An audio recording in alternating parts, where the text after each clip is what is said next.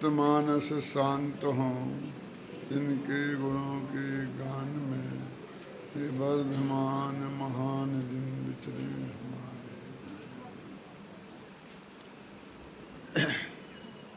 आज उत्तम त्याग धर्म की चर्चा आरंभ करनी है।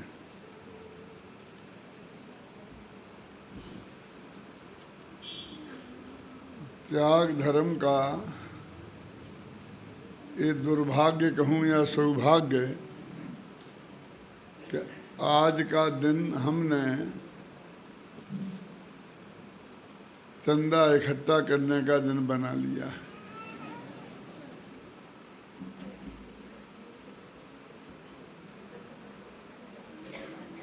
ये कोई दान मान नहीं है, ये तो हमारी आवश्यकताएं हैं। जैसे हमारे घर की आवश्यकताएं होती हैं और उनकी पूर्ति हम करते हैं, ऐसे ही हमारी समाज की आवश्यकताएं होती हैं, हमारे धर्म की आवश्यकताएं होती हैं, उनकी पूर्ति करना भी हमारी ड्यूटी है। और खासकर जो संस्थाएं जैन दर्शन का शिक्षण देने का काम करती हैं, उनको जागृत रखना, जिंदा रखना, ये हमारी वैसी ही ड्यूटी है जैसी हम अपने परिवार के लिए ड्यूटी समझते हैं। इसलिए हमारा एक कर्तव्य है। जिस त्याग धर्म की चर्चा मैं आपसे करना चाहता हूँ, उस त्याग को सब लोगों ने दान ही समझ लिया है, जबकि दान अलग चीज है और त्याग धर्म अलग चीज है। दोनों में बहुत बड़ा अंतर है जिसकी हमें अभी कल्पना नहीं है। देखिए, पूजनकार ने लिखा है, अभी तक मैंने पूजन के छंदों का जो उल्लेख किया है वो कुछ विशिष्ट अर्थ में जो थे महान वो किया है। आज कुछ विरोधाभास को मैं आपके सामने रखना चाहता हूँ कि त्याग उत्तम में त्याग आता है ना, कहो जगे सारा औषधि शास्त्र अभय आहारा। जरा इस पंक्ति पे ध्यान दो कि बात तो कर रहे हैं त्याग धर्म की और भेद गिना दिए हैं दान के, है ना। औषधि शास्त्र अभय आहारा, आहार दान, औषध दान, ज्ञान दान, अभय दान, ये दान के भेद है ना। और बात शुरू की, उत्तम त्याग कहो जग सारा और औषधि शास्त्र अभय आधारा। इस पंक्ति ने भी हमारे इस अज्ञान को पुष्ट करने का बहुत काम किया है कि दान और त्याग एक ही चीज है। देखो, त्याग की बात करी, दान के भेद गिना दिए। अब मैं इसी पंक्ति में से आपको ये बताना चाहता हूँ कि दोनों में कितना अंतर है। 4 दान है ना, आहार दान, औषध दान, ज्ञान दान और अभय दान। यदि त्याग शब्द का अर्थ दान ही है तो हम दान शब्द का प्रयोग जहाँ जहाँ हुआ है वहाँ त्याग शब्द का प्रयोग करके देखें तो दोनों का एक ही अर्थ होना चाहिए ना। देखिए, आहार दान और आहार त्याग, इन दोनों का एक ही अर्थ है। बोलो, आहार दान हम उन राजों को देते हैं, श्रावकों को दें, किसी को भी दें, तो हम भोजन उन्हें कराएं और जम के खुद भी करें, कोई दिक्कत नहीं है। और जब हम आहार त्याग की बात करते हैं तो हमारे भोजन करने पर प्रतिबंध लग जाता है। तो हमने जब दान की जगह त्याग शब्द का उपयोग किया तो मामला एकदम बदल गया ना। तो दोनों का अर्थ एक कैसे हो सकता है? औषधि दान और औषधि त्याग दोनों का एक ही अर्थ है? औषधि का देना ये जो दान है, और औषधि खाने का त्याग करना, क्यों? तो औषधि त्याग करा रहे क्या? औषधि तो हम मुनिराजों को भी देते हैं, ग्रस्त तो लेते ही हैं। ये आहार दान से भी ज़्यादा अटपटा है ना। आहार दान और आहार त्याग तो होता है। और आगे बढ़े अब जरा, ज्ञान दान तो ज्ञान त्याग। ज्ञान का दान तो होता है, पर ज्ञान का त्याग नहीं होता। यदि त्याग और दान का एक ही अर्थ होता तो फिर अर्थ बदलना नहीं चाहिए था ना। अभय दान और अभय त्याग, इतने से आपको अंदाज़ा लग गया होगा कि दोनों में कितना अंतर है, और हम दोनों को पर्यायवाची समझ रहे हैं। भाई साहब, दान पुण्य है और त्याग धर्म है। ये 10 धर्मों की चर्चा चल रही है, पुण्य की चर्चा नहीं चल रही। क्या ये उत्तम त्याग धर्म है? तो आप कहेंगे कि आप जरा सोच समझ के बोलो। आप दयानंद राय कवि पर सीधा आक्रमण कर रहे हैं कि उनने ये लिख दिया ना कि उत्तम त्यागे कहो जगे सारा, और औषधि शास्त्र अभय आहारा। तो जो बात आप कह रहे हो वो दयानंद राय जी नहीं समझते थे। कहना क्या चाहते हैं आप? दयानंद राय जी तो समझते थे, पर आप नहीं समझते हैं। हमारी दिक्कत ये है, इसलिए हम कह रहे हैं। हम तो आपसे कह रहे हैं, दयानंद राय जी से थोड़ी कह रहे हैं। लेकिन कह रहे हैं ना कि इस दोनों एक हैं। इस अज्ञान की पुष्टि में इस पंक्ति ने बहुत बड़ा योगदान दिया, ये कह रहे हैं ना। लेकिन दिक्कत यह है कि नीचे की पंक्ति पे आपने विचार नहीं किया। आधी पंक्ति बोल के रह गए। क्या आधी पंक्ति बोल के रह गए कि मस्जिद में नहीं जाना चाहिए यदि नापाक हो तो।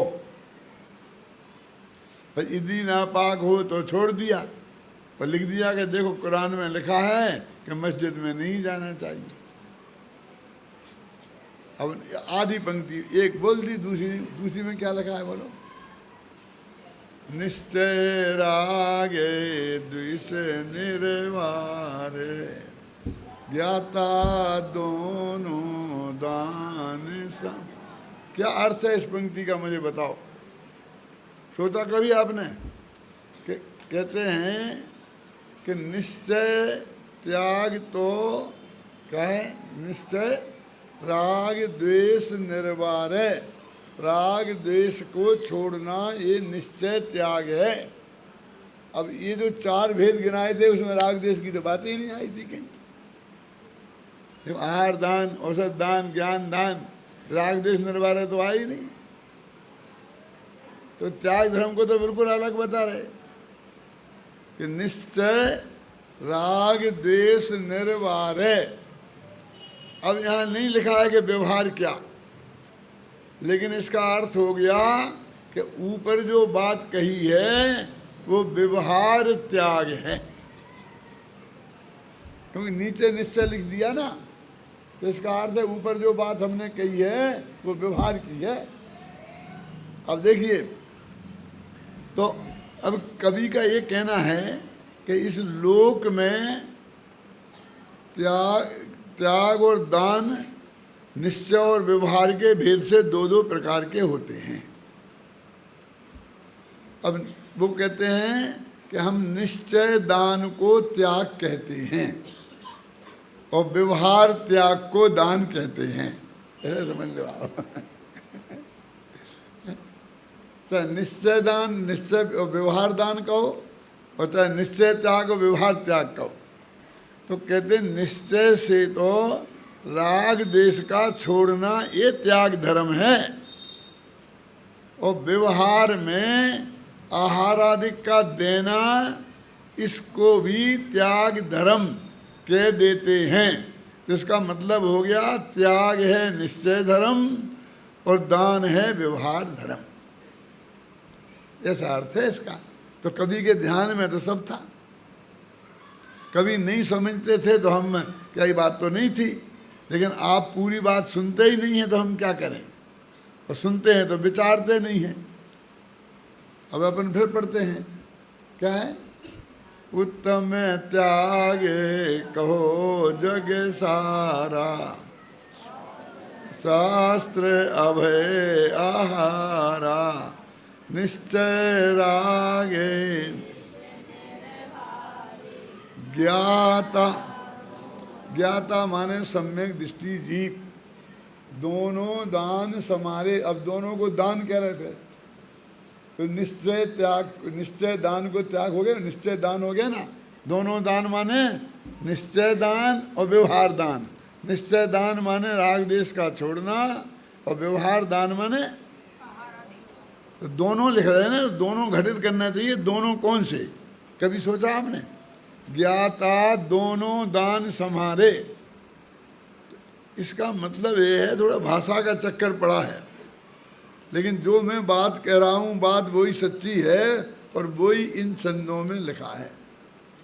देखो और आगे थोड़े पढ़ोगे तो और बात स्पष्ट हो जाएगी। धनी धनी साधु शास्त्र अभय दवैया, आगे रागे विरोध को, क्या अर्थ है इसका? वे साधु धन्य हैं। कौन कौन साधु धन्य है? जो ज्ञान अभय दिवैया, जो ज्ञान दान और अभय दान देते हैं। आहार दान और औषध दान छोड़ दिया, क्योंकि साधु आहार दान देते नहीं हैं, आहार दान लेते हैं। औषध दान देते नहीं हैं, औषध दान लेते हैं।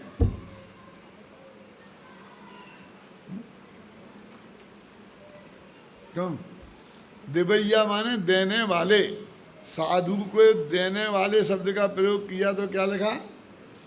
धनी साधु शास्त्र अभय। शास्त्र माने ज्ञान, यानी वो शास्त्र लिखते हैं, तो ज्ञान दान हो गया ना। और अभय दान देते हैं, जगत को समझाते हैं कि एक द्रव्य दूसरे द्रव्य का कर्ता धर्ता है ही नहीं, कोई किसी को मार जला सकता ही नहीं। ये अभय दान है भाई साहब, चिंता मत करना, मेरे पास चले आना, जो भी आएंगे मैं एक एक को देख लूँगा। जो तुझे परेशान करे ना, तो मेरे से कहना, मैं सबको देख लूँगा। अरे भैया एक एक को देख के क्या करेगा? एक को देख ले तो आत्मकल्याण हो जाएगा। है? क्यों? है? वो वस्तु के स्वरूप की तरफ से तुम्हें अभयदान देते हैं। वो कहते हैं कि निज आयु से जीवित रहें, यह बात जिन वर ने कही, तुम्हें बचा कैसे सकोगे जब आयु दे। निज आयु क्षय से मरण हो, यह बात जिन वर ने कही, तुम्हें मार कैसे सकोगे जब आयु हर सकते। ये बता रहे हैं वस्तु स्वरूप, ये अभयदान है, डरने की जरूरत नहीं है। क्या?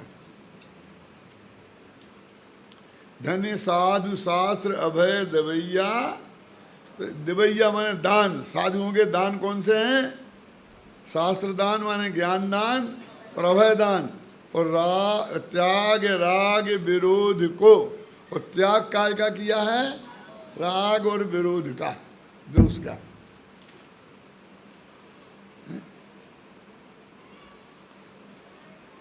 देखो त्याग बुरी चीज का किया जाता है, और दान अच्छी चीज का दिया जाता है। राग देश बुरे हैं इसलिए छोड़े जाते हैं, क्यों? और दान अब ये किसी काम की नहीं रही तो दे दो, क्यों? उतारन के कपड़े हैं, अब कोई पहनता ही नहीं है, उनके देने में भी हमें पसीना छूटता है, काम नहीं है। ये नहीं, दान जो काम की चीज है, जो उपयोगी है जिसके लिए, वो देनी चाहिए, है ना। त्याग बुरी चीज का किया जाता है, दान अच्छी चीज का किया। राग द्वेष त्यागे जाते हैं और ज्ञान दान दिया जाता है, आहार का दान दिया जाता है। देखो भैया, कुछ चीज़ें ऐसी हैं जो अकेले त्यागी जाती हैं, कुछ चीज़ें ऐसी हैं जो अकेले दी जाती हैं, और कुछ चीज़ें ऐसी हैं कि त्यागी भी जाती हैं और दी भी जाती हैं। बताओ, सबकी परीक्षा लेता हूँ मैं, कब ना। देखो, राग देश दिए नहीं जाते, त्यागे जाते हैं, है ना। राग देश दिए नहीं जाते हैं, ज्ञान दिया जाता है, त्यागा नहीं जाता है, ठीक है। और आहार दिया भी जाता है और त्यागा भी जाता है। कौन सी गजब बात हो गई। अब पूछ लूं, क्यों? अब मैं क्यों समय खराब करूं पूछने में, कि तुम्हारे पास में तुम्हारे गुरुजी पूछेंगे, हैं, बाद में पूछते रहेंगे जी, हैं। अभी अभी पूछूंगा तो शायद तुम बता भी दो, और जब तक मेरा प्रवचन खत्म होगा तब तक तुम भूल जाओगे, है ना, समझ गए ना। हमें इसका भी विवेक करना पड़ेगा कि दान किसका दिया जाता है, त्याग किसका। दान और त्याग में बहुत बड़ा अंतर है भाई साहब। दान में ये देखा जाता है कितना दिया, और त्याग में ये देखा जाता है कितना रखा। जब हम परिग्रह परिमाण व्रत लेते हैं ना, तो कहते हैं ना, मैंने 1 लाख रुपया रखा तो बाकी का सब छोड़ा, है ना। कितना रखा वो गिना जाता है, और दान में कितना दिया ये गिना जाता है। दान एक पराधीन क्रिया है, त्याग स्वाधीन क्रिया है। कैसे? कि दान में कम से कम 2 आदमी चाहिए, एक लेने वाला और एक देने वाला, और माल भी तो चाहिए जो दिया जाएगा। आहार की सामग्री चाहिए कि नहीं। मुनिराज को हम आहार दान देंगे तो एक दातार चाहिए, एक लेने वाला चाहिए और आहार चाहिए। तो 3 चीज़ें हैं। अब देने वाला देना चाहता है और लेने वाला नहीं मिला तो दान नहीं बनेगा। हम महाराज को आहार देना चाहते हैं, लेकिन हमारे भाग्य से यहाँ महाराज उपलब्ध ही नहीं है, तो क्या करें, दान नहीं होगा ना। लेने वाला मौजूद हो, देने वाला नहीं हो तो भी दान नहीं बनेगा। और लेने वाला भी हो, देने वाला भी हो, माल नहीं हो तो भी दान नहीं बनेगा। ये पराधीन क्रिया है, और त्याग स्वाधीन क्रिया है, किसी की जरूरत ही नहीं है। हमें जो चीज़ छोड़नी है उसे कोई लेने वाला चाहिए। हमने रात्रि भोजन छोड़ा तो कोई ऐसा आदमी चाहिए जिसे दे दें, कल से भैया तू किया करना मेरी तरफ से रात्रि भोजन। त्याग में दूसरे आदमी की जरूरत नहीं है और माल की भी जरूरत नहीं है। क्यों? क्या बात करते हो, कुछ हुए ही नहीं, वो त्याग दिया क्या? हाँ, होता है। बता सकते हो कोई उदाहरण? अरे भैया, इस मेरी किताब में सब लिखा, तुम वो पढ़ लेते तो सब तुम्हें पता चल जाता। क्या बोलो? जो चीज़ हमारे पास हो ही नहीं, त्याग उसका भी किया जाता है, और दान उसका ही दिया जा सकता है जो चीज़ हमारे पास हो। सब अंतर समझ में आए ना। जैसे कि मैंने शादी का त्याग किया। क्या कि तुम्हारी शादी हो गई कि नहीं? तो तुम्हारी शादी है ही नहीं, तुम्हारे पास छोड़ा क्या? बोलो, जब शादी हुई नहीं, क्यों? तो छोड़ा क्या? तो होता, फिर भी होता है ना कि मैं जीवन भर शादी नहीं करूंगा, ये त्याग होता कि नहीं? बहुत बड़ा त्याग होता है। और इसमें कोई चीज हमें देने की नहीं पड़ी कि तुम्हारे पास है कहाँ शादी जो लाके दो हमें, समझे ना? ये बिल्कुल स्वाधीन क्रिया है। धर्म पराधीन क्रिया का नाम धर्म नहीं है। पराधीन सपनहु सुख नाही। देखो तो कितना अंतर है त्याग में और दान में।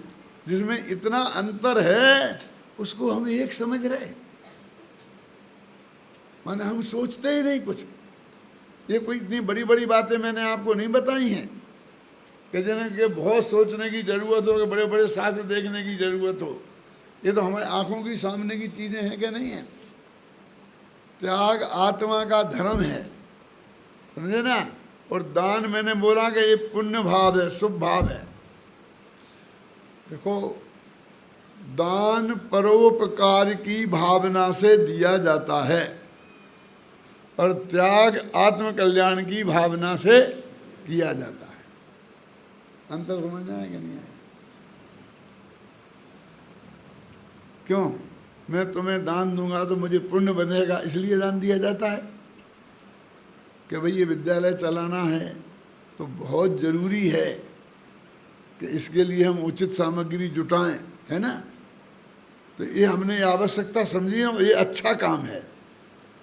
माने दान का एक परोपकार की भावना से दिया जाता है। और त्याग,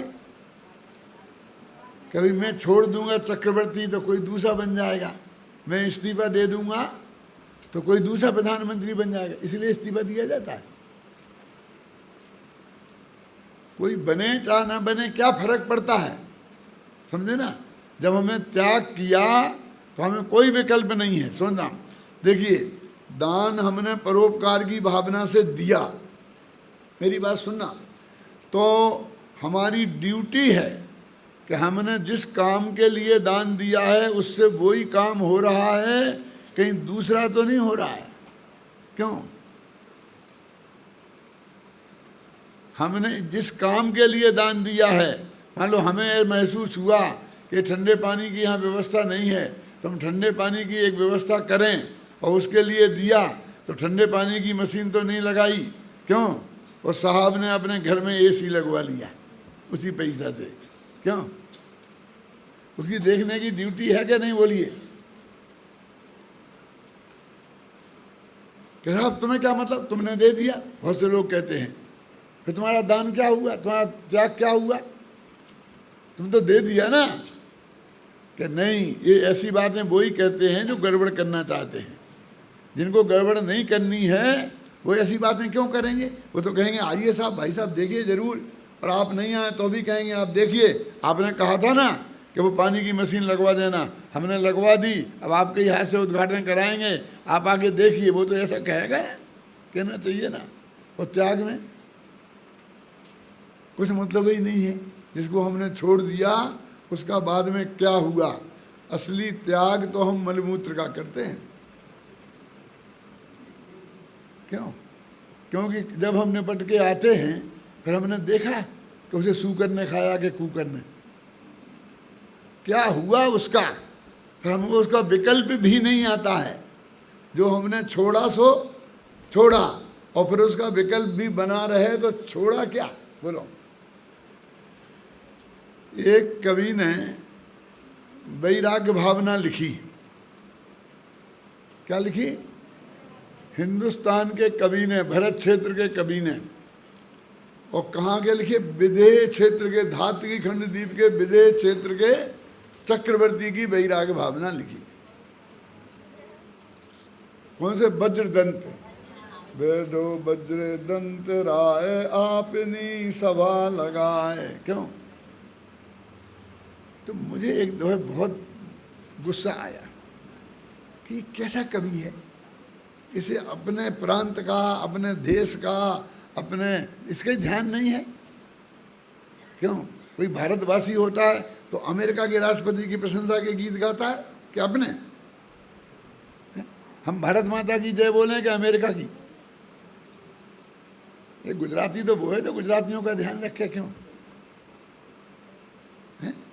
इसे तो मराठी अच्छे, मराठी कौन से मानुस मराठी मानुस, और गुजरात में जाओ तो आपना मानुस। ये भरत क्षेत्र का कवि, भरत क्षेत्र में 12 चक्रवर्ती हो गए, जिसमें शांतिनाथ, कुंदनाथ, अरहनाथ जैसे तीर्थंकर भी थे, इनकी नहीं लिख पाया। मैंने पूछा उससे कि भाई साहब ये नहीं चलेगा यहाँ।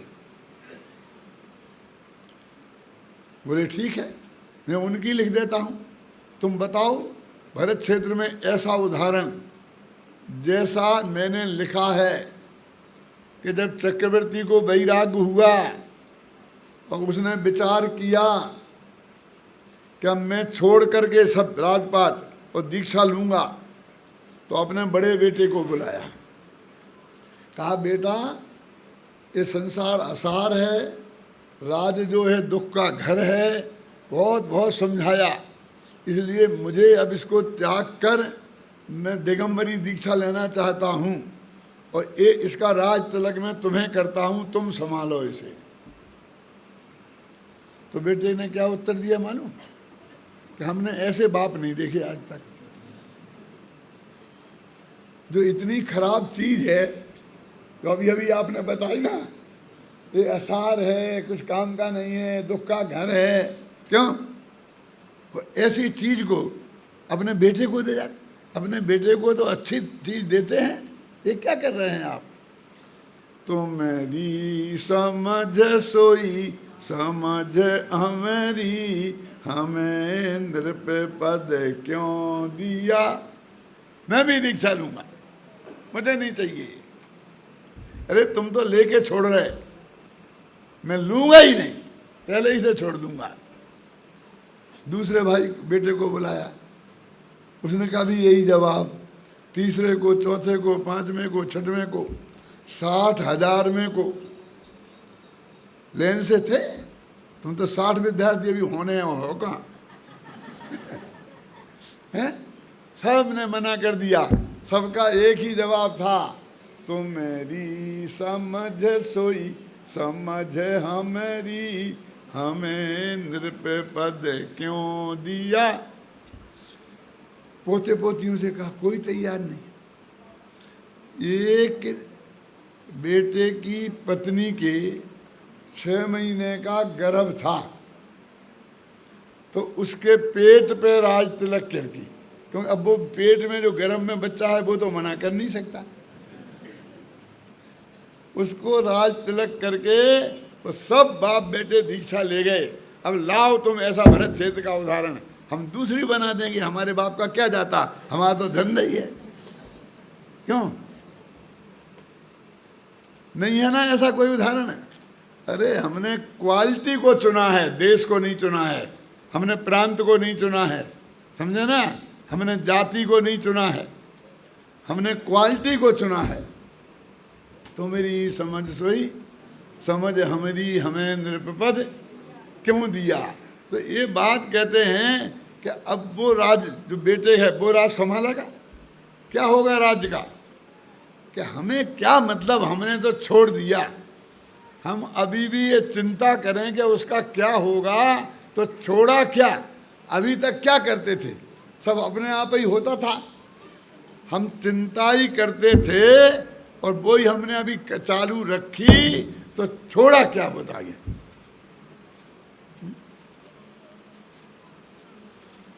तो त्याग, जिस चीज का हमने त्याग किया है, फिर उसका हमें पीछे मुड़कर देखने का विकल्प नहीं आना चाहिए।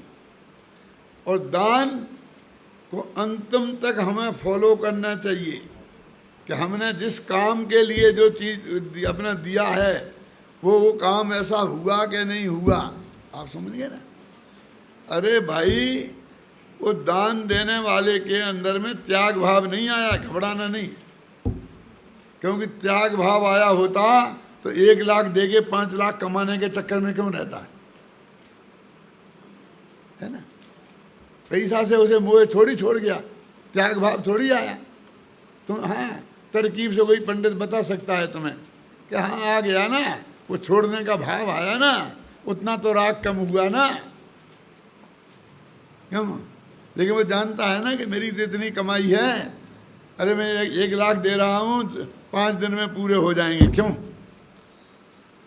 ग्रहण करने का भाव है ना। दान कमाई पर प्रतिबंध नहीं लगाता है और त्याग कमाई पर प्रतिबंध लगाता है। अब तुमने छोड़ ही दिया, परिग्रह परिमाण व्रत ले ही लिया, तो अब क्यों जो उल्टे सीधे धंधे करते हो। हमें नहीं करना, हमें नहीं करना, अंतर समझ दोनों में कितना अंतर है?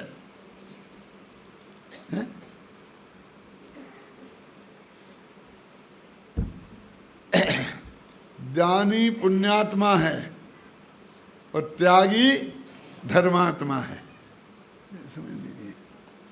दान में और त्याग में कितना अंतर है वो हम नहीं समझते हैं।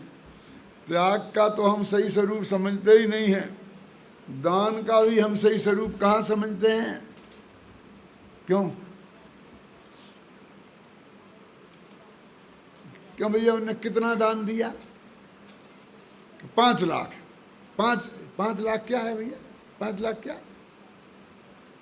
5 लाख क्या आप नहीं समझते?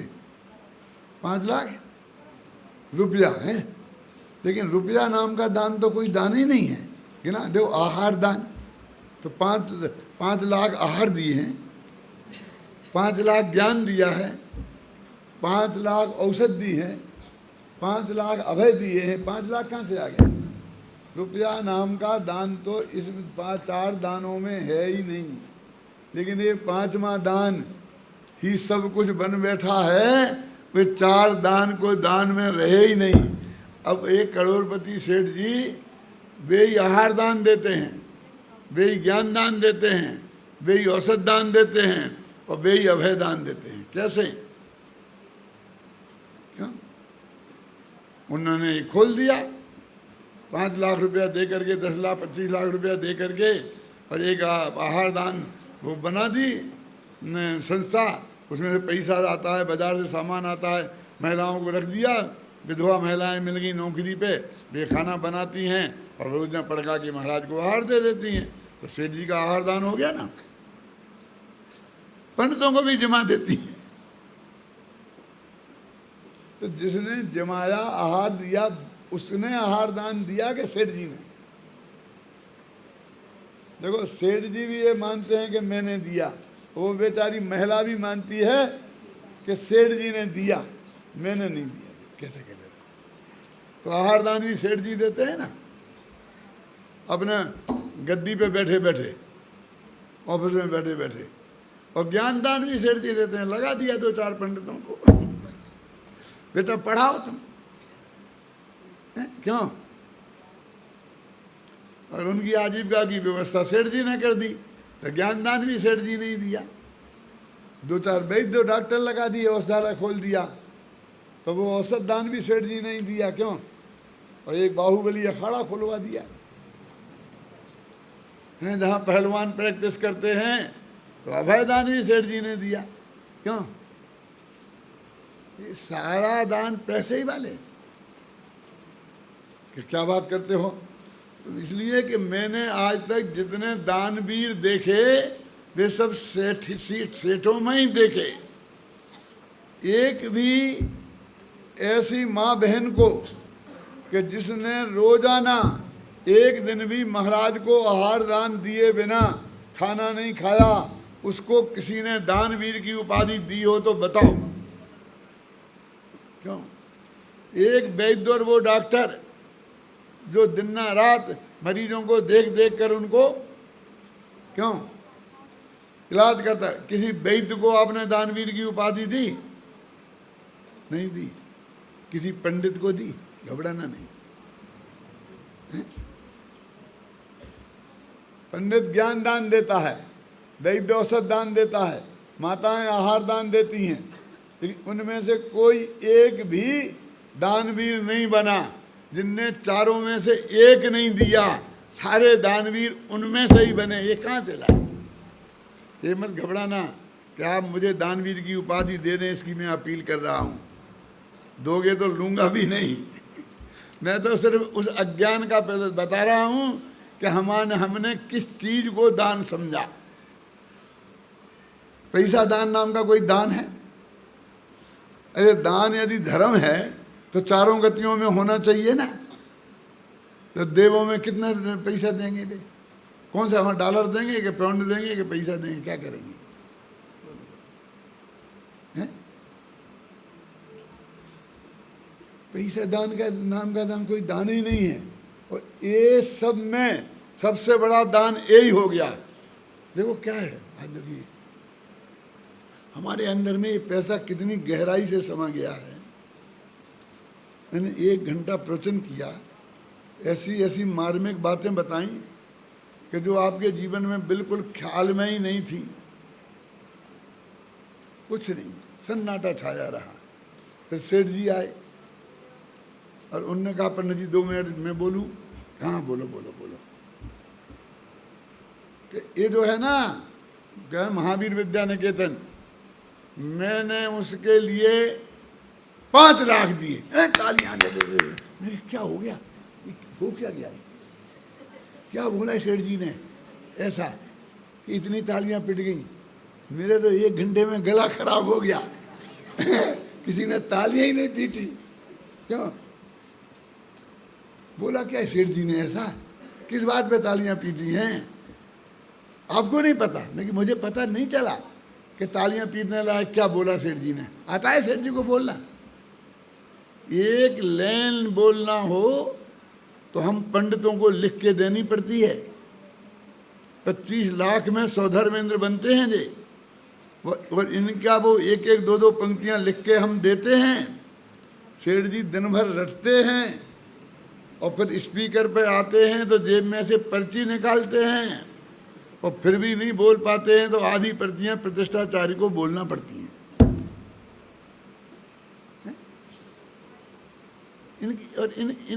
इनके बोलने पर तालियां पिट गई। कैसे हैं तालियां पीटने वाले? बोला क्या है आपको पता नहीं? कि नहीं कि 5 लाख, कि 5 लाख क्या कि रुपया। ये रुपया हमारे दिमाग में इतना समाया हुआ है कि रुपये का नाम आते ही हम जागृत हो जाते हैं। जो सो रहे थे वे भी जग करके तालियां पीटने लगते हैं। और हमने इतनी मेहनत करी, इतनी बातें बताई, सारी जिंदगी में दिन रात पढ़ पढ़ करके निकाल के लाए, सोच के गोता लगा लगा करके, और यहाँ सब सो रहे। क्या बात है?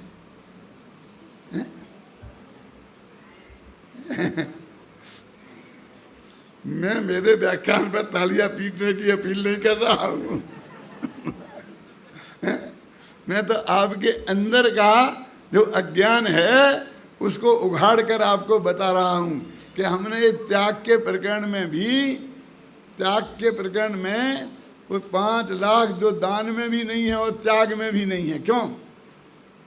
क्या है वो? क्या रुपया है क्या? शास्त्रीय भाषा में इसे क्या कहते हैं बेटा बोलो?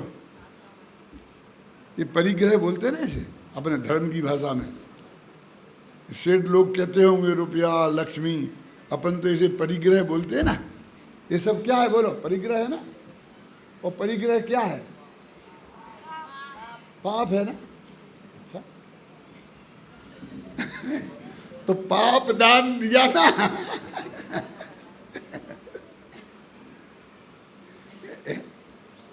आहार कैसे दान हो गया? आहार दान है, ज्ञान दान है, औषध दान है। क्यों? आप समझ में आई ना?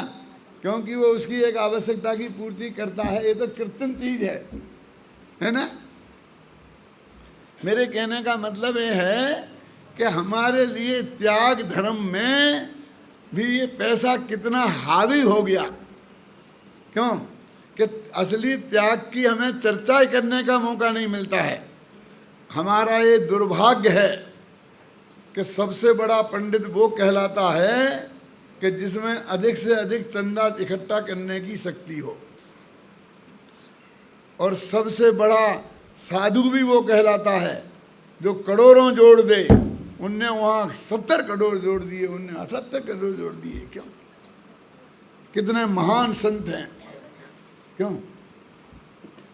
कि आज विद्वानों और साधुओं की छोटे बड़े का हिसाब चंदा करने की शक्ति पर केंद्रित हो गया है, जबकि विद्वानों का उसकी विद्वत्ता ज्ञान के आधार पर मूल्यांकन होना चाहिए और संतों का उनके संयम के आधार पर उनका मूल्यांकन होना चाहिए। क्यों? इससे हमारा नुकसान क्या हुआ? समाज का सबसे बड़ा नुकसान ये हुआ कि सब पंडित समय सार छोड़कर अर्थशास्त्र पढ़ने में लग गए कि कैसे मैं अधिक से अधिक चंदा इकट्ठा कराऊं तो मैं बड़ा पंडित बन जाऊं। और सब महाराज संयम छोड़कर क्यों और चंदा करने में लग गए कि मैं कैसे बड़े महाराज बनूं। भाई, इस पर गंभीरता से विचार करने की हमें जरूरत है। ये विद्वानों की और संतों की क्वालिटी है कि डिसक्वालिटी? क्यों? जिसको हमने क्वालिटी बना लिया है वो वास्तव में डिसक्वालिटी है। जब मैं ये बात कहता हूँ तो बहुत लोग कहते हैं, पंडित जी हमें ऐसा पता होता तो हम आपको बुलाते ही नहीं। क्यों सर? हम तो ये सोचा था अरे भाई, मैं कहता हूँ कि हमारे त्याग धर्म की चर्चा करने के लिए 365 दिन में एक दिन मिलता है और उसके लिए ये दान खा जाता है। ये दान नहीं, दान के नाम पर चंदा खा जाता है। समझे ना? तो इसकी चर्चा करने का ही अवसर नहीं है। बोलो मैं कब करूं चर्चा? कि आज तो कम से कम आप चंदा की अपील कर देते, फिर देख लेते, तो कल तो फिर आखिमचंद ने कब समझाता? तो एक दिन पहले बता देते तो तब कब समझाता? बोलो आप। मैं पहले दिन से कह रहा हूं कि आज ये धर्म समझने का दिन है। क्यों? उत्तम त्याग क्या है, आज ये समझने का दिन है। मैं आपसे कह रहा हूं, है ना? तो इसके लिए हमें समझना तो चाहिए दान का भी हम क्या स्वरूप समझते हैं, दान की क्या स्थिति हो गई है, इसकी हमारे दिमाग में कल्पना नहीं है।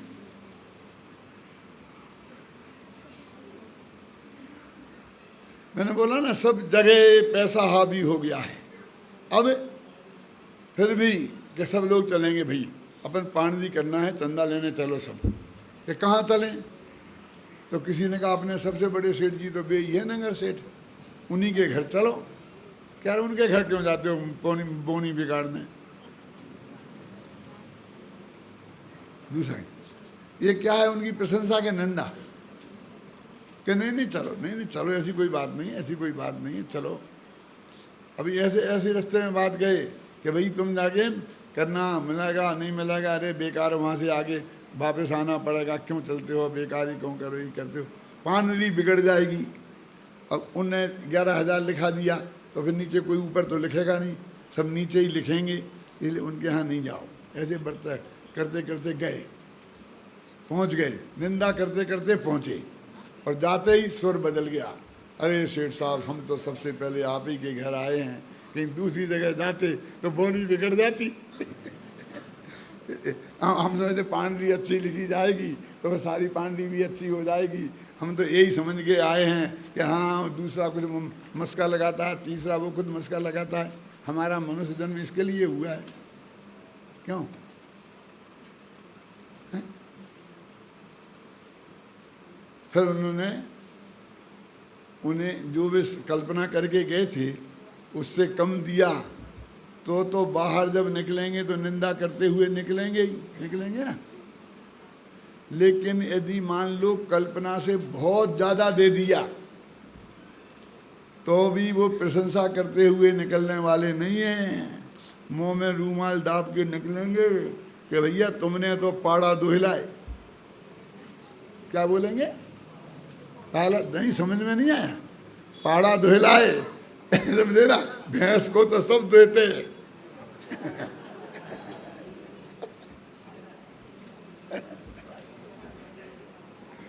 तुमने बहुत बड़ा तीर मान लिया, गजब हो गया, पत्थर में पानी निकाल दिया, तो ये भी निंदा हुई। क्यों? देखा ना, दान का फल क्या है? मैं आपसे पूछता हूं। दान दे मन हरस विशेष, ई भव जस पर भव सुख देखे। मोक्ष जाएगा तो नहीं लिखा? त्याग धर्म का फल तो मोक्ष है ना सीधा। बोलो, इसमें लिखा ना, दान दे मन हरस विशेष है, तो यही भव यश, इस भव में यश मिलेगा और पर भव में सुख मिलेगा, सांसारिक स्वर्ग में चला जाएगा। समझ, यही तो लिखा है ना, कि कोई और गड़बड़ है? कहाँ यही चाहिए हमें, और क्या चाहिए? तो कहाँ मिला उसे यश? दे करके भी, दे करके यश भी कहाँ मिला?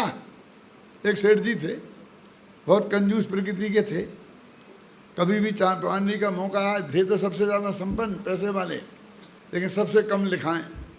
लिख लो मेरे 11 रुपया। एक पान वाला था, पान की दुकान करता था। उन सेठ जी के सामने, मकान के सामने एक छोटी सी वो लगा रखी थी खड़ी, उसमें बैठ के पान बेचा करता था। तो जब सेठ जी बोलते थे मेरे इतने लिख लो, 11 लिख लो, 21 लिख लो, 51 लिख लो, जो भी बोलते थे, तो वो तत्काल बोलता था हाथ उठा करके, जितना सेठ जी ने लिखाया उसे मेरा दूना लिख लो। कितना यश होता था। वो हमेशा अपमान करता था उनका, जितना सेठ जी ने लिखाया उसका मेरा दूना लिख दो। ने 11 लिखा है, ये लो 22। अब सेठ जी को शर्मिंदा होना पड़ता था। अब लोभ कसाय बहुत जोर मारती थी ना, तो सब नीची गर्दन करके अपमान पी जाते थे। अब एक दिन मान कसाय ने जोर मारा। अच्छा, क्यों? उस पान वाले ने क्या कहा, जो सेठ जी लिखाए उससे दूना मेरा लिख लो। पहले सेठ जी बोल ही नहीं पाए, सेठ जी बोले ही नहीं पाए कि मेरा कितना लिखो। उसने क्या बोला, जो सेठ जी लिखाए उससे दूना मेरा लिख लो। तो सेठ जी को मान कसाय ने जोर मारा, तो बोले मेरे लिखो 21 करोड़।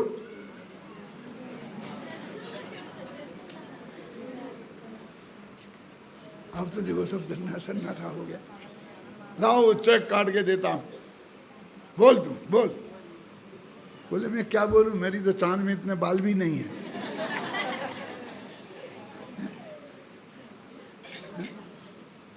मैं समझ में क्या कहना चाहता हूं। अरे ना इसमें धर्म था, ना देने में धर्म हुआ, ना लेने नहीं देने में धर्म हुआ। जब नहीं देता था तो लोभ कसाय का जोर था, और अब दिया तो मान कसाय का जोर में दिया। तो दोनों कसाय रही ना, तो लोग कसाय कौन बड़ी है, लोभ के मान? वो देश रूप है। बोलो, कम दिया तो कसाय में, ज्यादा दिया तो कसाय में है। आत्मा के आश्रय से दिया ही नहीं। कोई ये काम बढ़िया से बढ़िया ढंग से चलना चाहिए, इस भावना से देवे ना, है? बिन मांगे दे दूध बराबर, और मांग कर देवे पानी, और वो देना है खून बराबर, जामे खेचा तानी। देना ही पड़ेगा, देना ही पड़ेगा, नहीं नहीं नहीं नहीं। क्यों? क्या मजा है इसमें? अपने आप उत्साह से कि नहीं मेरा एक। क्यों? ये कैसा है, दूध बराबर। भाई साहब दे दो, भाई साहब दे दो, अच्छा दे दो, ये पानी हो गया। और जिसमें खेचा तानी है वो तो जैसे खून लिया हो, खून पिया हो, ऐसा है। ठीक है, देता तो हूं, लेकिन मेरा नाम कहाँ लिखोगे, क्या क्या करोगे? अरे भाई ये तो सौदा है, ये दान है, ये सौदा है। इसलिए कहते हैं हम त्याग का तो सही स्वरूप समझते ही नहीं, हम दान का भी सही स्वरूप कहाँ समझते हैं।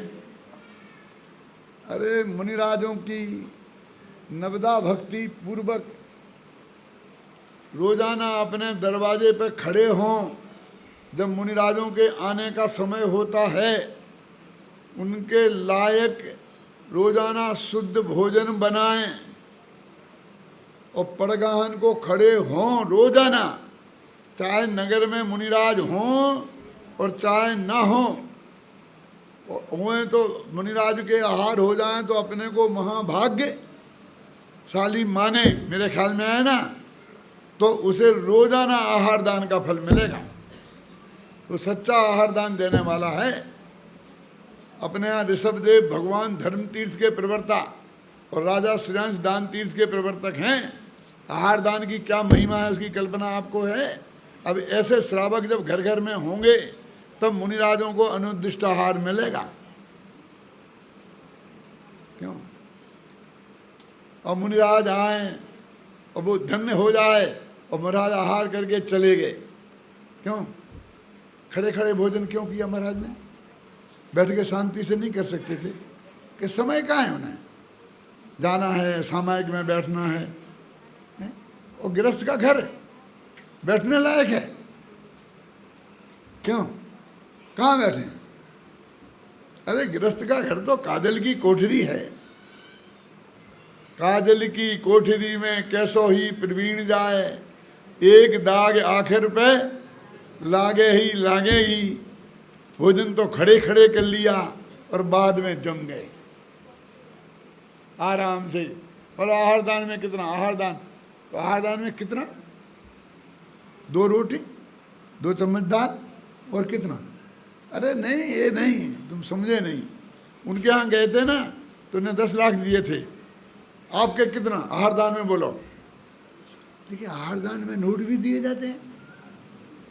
महाराज नोट कब से खाने लग गए? क्यों बोलो? आहार दान में तो आहार दिया जाता है ना। क्यों? आहार की सामग्री क्या है बोलो? नवदा भक्ति पूर्वक श्रावक के 7 गुणों से संपन्न होकर आहार देवे और 32 अंतराय टालकर 46 दोषों से रहित मुनिराज उस भोजन को लेवें, वो आहार दान है भाई साहब। और मुनिराज आहार देते नहीं हैं, मुनिराज आहार लेते हैं। बड़ा कौन? ऐसे पंडित आपको बहुत मिलेंगे कि दातार बड़ा है, उसका हाथ ऊपर रहता है, महाराज को भी आहार देते हैं तो महाराज ऐसा हाथ करते हैं और दातार ऐसा डालता है, तो दातार का हाथ ऊपर रहा। ऐसे चापलूस आप लोगों की झूठी प्रशंसा करने वाले सैकड़ों पंडित मिल जाएंगे इस देश में। आकाश के प्रदेशों में कोई ऊपर हाथ नीचे है उससे बड़ा हो जाता है। तो चक्रवर्ती के माथे पे मक्खी बैठ जाए तो वो 6 खंड की नहीं 12 खंड की मालिक हो जाएगी। ये शर्म भी नहीं आती है कि महाराज को छोटा, आहार लेने वाले मुनिराजों को छोटा और अपने को बड़ा बता रहा है? शर्म नहीं आती है? क्यों? अरे दान लेने वाले ही बड़े होते हैं, देने वाले हमेशा छोटे होते हैं। उन चापलूसों ने दानवीरों का दिमाग खराब कर दिया है। क्यों? मुनिराज बड़े के छोटे बोलो? गृहस्थ बड़ा, देने वाला गृहस्थ और लेने वाले मुनिराज, कौन बड़ा है? नहीं बोलो कैसा? आप ज्ञान दान पे कैसे घटित होगा ये? ज्ञान दान में तो देने वाला बड़ा और लेने वाला छोटा है। यहाँ क्या करोगे बोलो? घबराओ मत, मेरे पास सबका जवाब है। अरे जवाब नहीं होता तो मैं प्रश्न नहीं उठाता, तुमने थोड़ी पूछा है, मैं ही उठा रहा हूं ना। देखो, जिसने आपको समझाने का भाव आया वही ज्ञान दान है ना। तो समझाने का भाव क्या है? शुभ भाव है ना। आत्मा भी समझाना हो तो शुभ भाव है, और यदि शुभ भाव हो तो उसे पुण्य बनेगा, है ना। और समझने का भाव क्या है भैया, आत्मा की बात समझिए आप। और तुम्हें मिलेगा ज्ञान, और हमें मिलेगा यदि पवित्र भाव हुआ तो पुण्य। और यदि ये हुआ कि आज तो ऐसा व्याख्यान देना है कि लोग दांतों तले उंगलियां दबा के रह जाएं कि पंडित हो तो ऐसा, तो गया वो पुण्य भी नहीं मिलेगा, वो भी गया हाथ से, पाप बनेगा। आप समझ में आई ना। घाटे में कौन रहा, श्रोता के वक्ता। जब आप यहाँ से उठ के जाएंगे तो कुछ सीख के जाएंगे, और जब हम यहाँ से उठ के जाएंगे तो अपने गले पे हाथ फेरते हुए जाएंगे, थोड़ा गला खराब करके जाएंगे। हमें क्या मिलने वाला है बोलो।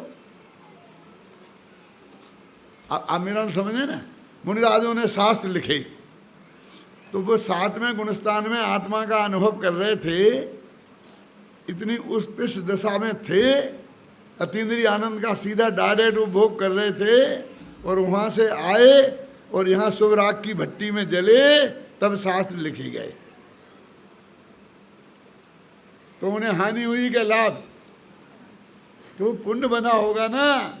अरे उन्हें बांधने के लिए मुनि दीक्षा नहीं ली, छूटने के लिए मुनि दीक्षा ली है। इससे कर्म बंधेंगे, कटेंगे नहीं। और जब वे 7वें गुणस्थान में जाएंगे तो कर्म कटेंगे, बंधेंगे नहीं। बोलो कौन फायदे में रहा। और सुनने वाला तो फायदे में ही है, उसे तो तत्व की बात सुनने और समझने को मिली है। वो तो ज्ञान लाभ हुआ, तो ज्ञान दान में भी लाभ उसको ही ज़्यादा हुआ है। ये विचार कर लो आप गंभीरता से। हम त्याग का तो सही स्वरूप समझते ही नहीं, हम दान का भी सही स्वरूप नहीं समझते हैं। गांधी जी ने एक जगह बहुत अच्छा लिखा है कि हिंदुस्तान के दानियों से भिखारी फायदे में रहते हैं। क्या कह रहे हैं आप कि दानी तो अभिमान में दान देता है तो पाप कमाता है, और भिखारी तो बेचारा पैसा के लिए भीख मांगता है, तो वो तो अपने काम में सफल हो ही जाता है, उसे तो मिल ही जाता है ना। समझे ना, उसे तो मिल ही जाता है ना। एक सही घटना सुना दूं। तेजी तो बहुत घड़ी बहुत तेजी से भाग रही है। मैं एक बार, बहुत पुरानी बात है, पर्यूषण में बम्बई गया, नागपुर की बात नहीं है, घबराना नहीं। बम्बई गया तो एक सेठ जी के घर खाना खाने गया। 5 मंजिल का मकान था उन्हें, उस वक्त लिफ्टें नहीं होती थी। तो बोले पंडित जी ऊपर चलो। मैंने क्या करेंगे क्या करेंगे, नहीं चलो चलो। ले गए मेरे को, नई उम्र थी, चढ़ गया मैं। ऊपर पहुंचा तो एक कमरे में ले गए।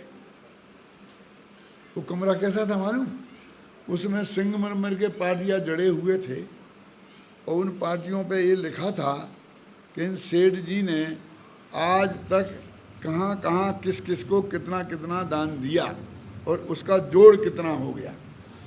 चंद्रशेखर को 2 लाख, फलाने जगह को इतना, इस अवसर पे फलाना, और इसका जोड़ बेचने में 2,05,55,000 का दान आज तक दिया। उस जमाने में 2 करोड़ बहुत होते थे।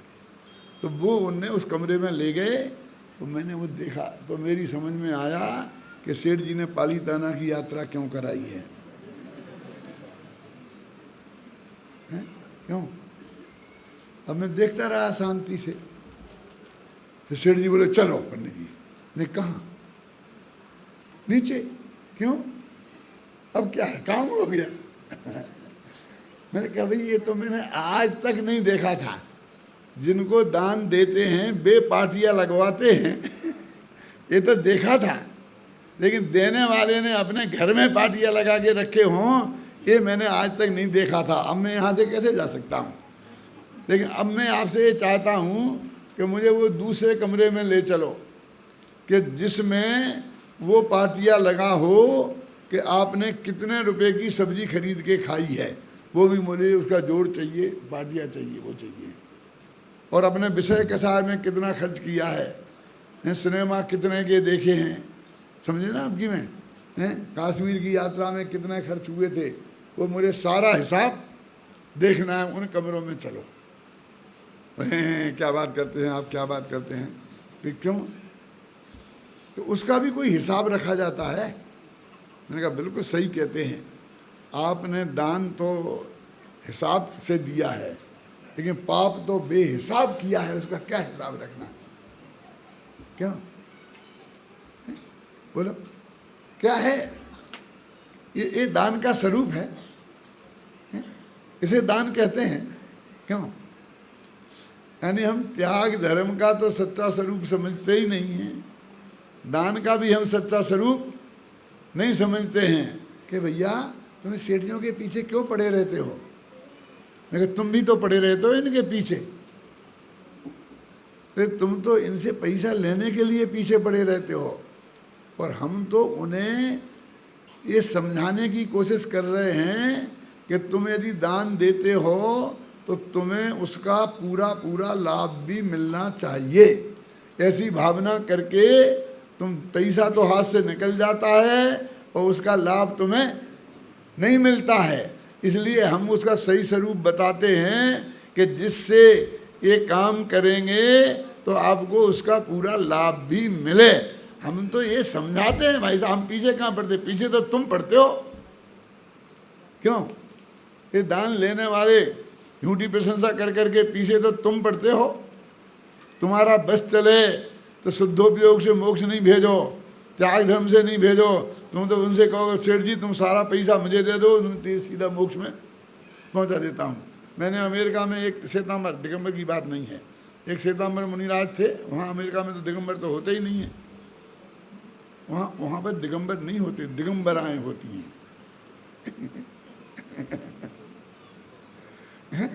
नहीं आया समझ में?